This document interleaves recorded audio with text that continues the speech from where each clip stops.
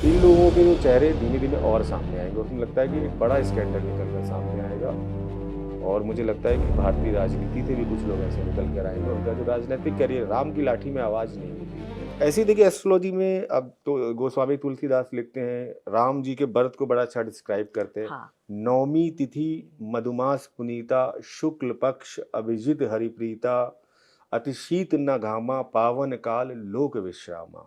हम्म, तो सीधे सीधे बोल रहे हैं कि नवमी तिथि है, मधुमास चैत्र का महीना है, हम्म, यानी कि सूर्य दशम भाव में होंगे। हम्म, मधुमा और आपका अति शीत न घामा, अभिजीत मुहूर्त है, 12 बजा हुआ है, सूर्य की स्थिति दशम भाव में उच्च हम्म, की, ऐसी तरीके से हर जगह लिखा हुआ है।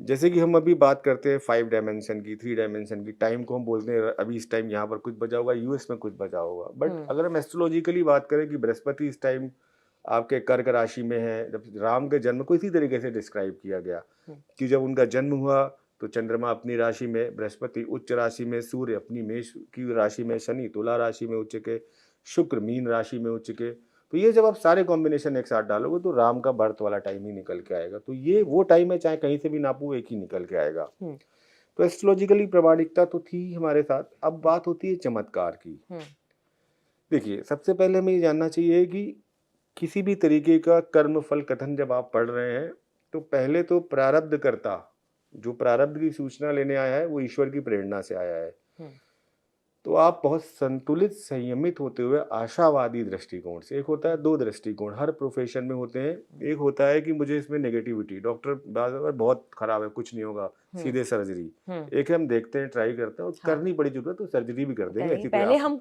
हाँ, दूसरी चीज आजमा लेते दूसरी हैं। चीज लेते हैं, और सर्जरी हम्म, इतनी कोई आफत नहीं आ रही, 2 दिन बाद भी कर लेंगे। हम्म, एस्ट्रोलॉजी में अरे इतना खराब है, शादी हो ही नहीं सकती, हाँ। मैं लिख के दे देता करोगे तो हूँ, ये हो जाएगा, ये हो ये जाएगा। सत्य है। तो जब आप ये बोलते हैं कि मैं लिख के देता हूँ कि ये हो ही नहीं सकता, तो उसी टाइम आप एक व्यक्ति को चैलेंज कर देते हैं, और वो सब आपकी गति से बिगाड़ डरा देता है। और देते वो हैं। व्यक्ति कौन है पता है, जिसको आप चैलेंज कर रहे हैं? भगवान कृष्ण। कृष्ण। कि आप उससे बड़े हो, बोल रहे हो कि कुछ नहीं हो सकता। आपको नहीं पता उस इंसान के कर्म कैसे हैं। हो सकता है हजारों हाथ उसके लिए दुआएं कर रहे हो, मैं कर रही हूँ। कितने लोग उसके प्रारब्ध के बदलने का इंतजार बदलने कर रहे हो, का वो सच्चे सत्य मन है। से प्रार्थना सत्य कर है। रहा हो। हाँ। आप एकदम रिजिड होके बोल दिया, बेटा लिख के रख ले, तूने शादी की, तू बर्बाद हो जाएगा। हाँ। ये कथन किसी एस्ट्रोलॉजर के नहीं होने चाहिए। मुझे दिक्कत दिखती है, समस्या है, प्रारब्ध के कष्ट हैं, इनको काटा जा सकता है, भगवत कृपा में जाओ आप। अगर प्रभु की इच्छा हो गई तो ये सब कुछ बदल जाएगा। हाँ।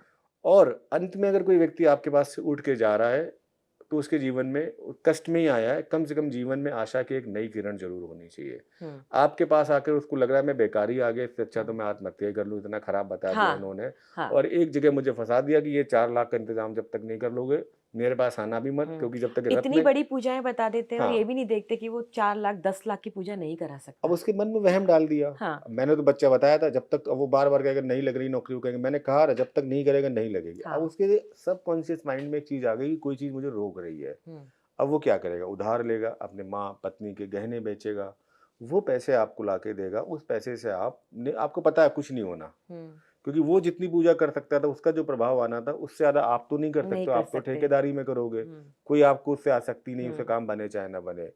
तो वो पैसा बड़ा खराब होता है। तो ये एक सेवा भाव वाला है हम्म। यहाँ ये पर। आपने बहुत बड़ी बात कही। आपने शुरू में भी एक बात कही कि खुद करोगे तो असर होगा। तो ये बहुत कम एस्ट्रोलॉजर्स बोल पाते हैं।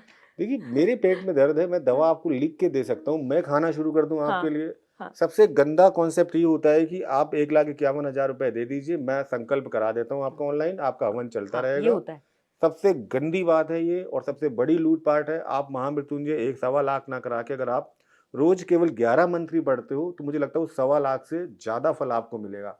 उसके अंदर कोई श्रद्धा भाव नहीं है आपके लिए, जितने मन से। और देखिए, ईश्वर मंत्र भी नहीं मांगता, आखिरी में आपको कहना पड़ता है ना, मंत्रहीनम क्रियाहीनम। क्रियाहीनम तो आप क्यों भाव। कहते हो? क्योंकि आपको पता है कि आप उसकी पूजा नहीं कर सकते हो। तो फिर हम्म, सीधी पहले ही आप मान लो कि मैं पूजा नहीं कर सकता, प्रभु जो मुझे आता है मैं आपके लिए करता हूँ अर्पण, और मुझे आप स्वीकार करो, हम्म, और मेरे जीवन के जो कष्ट हैं इनको सहने की शक्ति दो। हम्म, काटने के लिए मुझे ऐसा आत्मबल दो कि मैं इनको काट पाऊँ। काटने भी ईश्वर भी कहता है मैं भी नहीं काटूंगा, हम्म, ये लो आत्मशक्ति, काटो। हम्म, आपके अंदर इतनी प्रेरणा आ गई, आप हतोत्साहित नहीं हो रहे। एक बार गिर रहे हैं, 2 बार गिर रहे हैं, 10 बार असफल हो रहे हैं, लेकिन नहीं मैं करूंगा। हम्म, तो ये जो जिद है आपके अंदर, यही हम्म, तो आत्मबल है। हम्म, और वो आत्मबल ईश्वर ने दिया आपको, तो 11वीं बार तो आप फिर खड़े होंगे ही। कहा गया ना कि नन्ही चींटी दाना लेकर के चलती, चलती 100 है 100 बार बार। गिरती 100 बार उठती। तो आप चलिए, आपको सफलता जरूर मिलेगी। और एस्ट्रोलॉजी एक पॉजिटिवनेस में किया जाने वाला काम है। और अगर कोई एस्ट्रोलॉजी आपके अंदर डर ला रही है, भय ला रही है, आतंक ला रही है, डरा रही है, तो एस्ट्रोलॉजी तो नहीं है,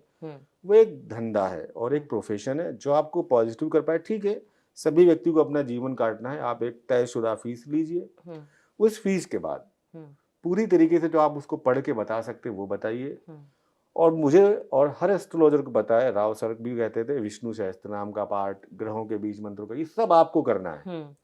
और उसको रास्ता बता दीजिए और देखिए उसका जीवन बदलेगा। उसको आत्मबल दीजिए और उसको वो प्रेरणा दीजिए कि यहाँ ये जो टर्निंग पॉइंट है, सपोज ये एक अच्छी दशा आने वाली है त्रिकोण की, इसका मतलब यहाँ से प्रारब्ध, यानी कि आपको वो जो प्रारब्ध के कष्ट मिल रहे थे अब कम हो जाएंगे, तो और पॉजिटिव होगा और अपने उत्साह के साथ अपने पुरुषार्थ में लग जाएगा। यही तो काम है, मोटिवेट करना, किसी को डिमोटिवेट नहीं करना। तेरे तो सब ग्रह ही खराब है, अगर उसके ग्रह खराब होते तो संसार में जन्म ही क्यों लेता। हाँ।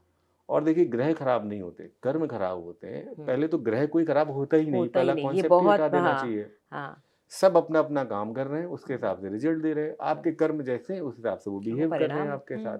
तो आप बस एक काम कर लो, अच्छे काम करने शुरू कर दो, भगवत गीता का फॉलो करना शुरू कर दो, निस्वार्थ भाव से प्राणियों की सेवा कर दो। नीम करोली बाबा की सबकी शिक्षा है, सबकी सेवा करो, सबसे प्रेम करो, सबके प्रति सहानुभूति रखो, माफ करो। माफ करो। जिस दिन आपके अंदर ये सारी चीजें आ गई, आप जीवन में हल्के हो जाएंगे। और ऊपर उठने के लिए क्या चाहिए, जो हल्का होना। हल्का होना। तो चाहे योग हो, चाहे आत्मिक सिद्धि हो, ये आपको हल्का होना ही सिखाते हैं, माफ करना। और आपने कही ना, स्थित प्रज्ञ होना, कि मैं बहुत दुख में भी बहुत दुखी नहीं हूँ, मैं बहुत सुख में भी बहुत सुखी नहीं हूँ, मैं साक्षी हो गया हूँ। मैं एक स्थिति में जिसको कहते हैं परम आनंद। जो कुछ घट रहा है उसकी मर्जी से घट रहा है, और जो होगा अच्छा ही होगा। अच्छा ही होगा। अब मैं आपकी भविष्यवाणियों पे आ जाती हूँ, क्योंकि इतना अच्छा आध्यात्मिक विषय पे आप विश्लेषण कर रहे हैं, लेकिन थोड़ा संसार में मैं आपको लेकर आती हूँ। आपने बहुत पहले एक भविष्यवाणी की थी कि राम मंदिर का जो ये है, इसमें सब नपेंगे जिन्होंने गलत किया होगा। कैसे? ये देखिए, दो चीजें हुई थी। एक तो हमने जो मुहूर्त लिया था, जो उनका हुआ था, ठीक है, 2024 में, उसके हिसाब से जो चार्ट बना था। और एक हमने प्रश्न कुंडली भी ली, प्रश्न से भी हमने। और प्रश्न कुंडली का एक रूल होता है कि वो प्रश्न आप नहीं सेलेक्ट करेंगे। अच्छा। मुझसे किसी ने रात को फोन करके पूछा कि क्या राम मंदिर में सच में चोरी हुई है, या अंदर के लोग इन्वॉल्व है, तो अब ये प्रश्न क्रिएट हुआ। अब मैं उसको पढ़ सकता हूँ। आपने पढ़ा? फिर हमने उस प्रश्न को पढ़ा, तो जो सप्तम भाव है, जो चोर की स्थिति को दिखाता है, और जो इत्तिशाल हो रहे थे, तो और बृहस्पति का प्रभाव होता है कि जो मंदिर प्रशासन से जुड़े लोग हैं, उच्च पदों पर बैठे लोग हैं, इसमें कोई बाहरी व्यक्ति नहीं है। धन का बड़े पैमाने पर, राहु सेकंड हाउस में बैठा था, डिजिटलीकरण हुआ है, बाहर भेजा गया है, बहुत सारी चीजें की गई हैं, और चोर को पकड़ना मुश्किल है। बट जो चोर हैं ये बड़े लोग हैं, और पकड़े सारे जाएंगे ये धीमे धीमे। लेकिन इतने शातिर, राहु क्या काम करता है, बहुत शातिर चेहरा भी निकल कर आएगा। जी बिल्कुल, बहुत बड़ा चेहरा निकल कर आएगा। बहुत चीजें होंगी, और कहीं ना कहीं देखिए, जो प्रतिष्ठा धूमिल हुई है पूरे मंदिर की लोगों की वजह से, आस्था को ठेस पहुंचा है। ये आस्था तो खैर, राम तो सनातनी है और हमेशा रहेंगे, बट इन लोगों के जो चेहरे धीमे धीमे और सामने आएंगे, और उसमें लगता है कि एक बड़ा स्कैंडल निकल कर सामने आएगा। और मुझे लगता है कि भारतीय राजनीति से भी कुछ लोग ऐसे निकल कर आएंगे। उनका जो राजनीतिक करियर, राम की लाठी में आवाज नहीं होती। सत्य। और जिसके चौकीदार हनुमान जी हों, उनकी गदा का जो प्रहार इन सब पर पड़ेगा, वो प्रहार आपको देखिए, अपने आप उनको निकालना नहीं पड़ेगा। दर्द से कराहते हुए, जीवन की पीड़ा उठाते हुए, वो अपने आप आपको दिखेंगे इस पटल पर, स्वीकार करेंगे, स्वीकार करते हुए, और उनके जीवन के कष्ट बढ़ने वाले। और सब ये बड़े लोग हैं, क्योंकि कोई इतनी बड़ी चीज छोटे लेवल पर होती नहीं है।